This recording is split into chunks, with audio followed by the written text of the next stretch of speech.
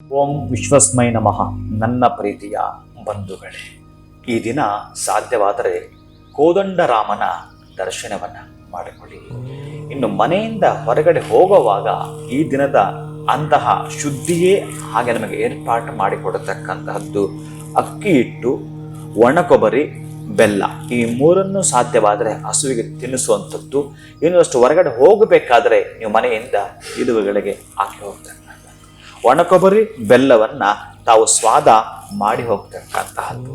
ನಿಮ್ಮ ಕೆಲಸದಲ್ಲಿ ವಾವ್, ಎಷ್ಟೋ ದಿನಗಳಿಂದ ಈ ಕೆಲಸ ಆಗಿರಲಿಲ್ಲ, ಇಂತಹದ್ದೊಂದು ಸಣ್ಣ ಪರಿಹಾರದಿಂದ ನನ್ನ ಕೆಲಸವಾಯಿತು ಅಂತೇಳಿ ಖುಷಿ ಪಡ್ತೀರಿ.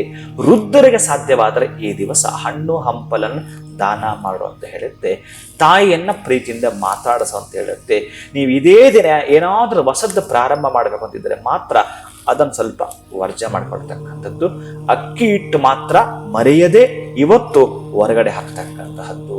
ನಾನು ಮೊದಲೇ ಹೇಳಿದ್ದೀನಿ, ಅಕ್ಕಿ ಅಲ್ಲ, ಅಕ್ಕಿ ಹಿಟ್ಟು, ಒಣಕೊಬ್ಬರಿ, ಬೆಲ್ಲ, ಹಸು ತಿನ್ನಿಸುವಂಥದ್ದು, ಹೊರಗಡೆ ಹೋಗಿ ಹಾಕಿ ನೋಡತಕ್ಕಂತಹದ್ದು ಒಂದು ಚಮತ್ಕಾರ ನಿಮಗೆ ಗೊತ್ತಾಗಂಥದ್ದು. ಶುಭಂ ಭೂಯಾತ್, ಒಳ್ಳೆಯದಾಗಲಿ.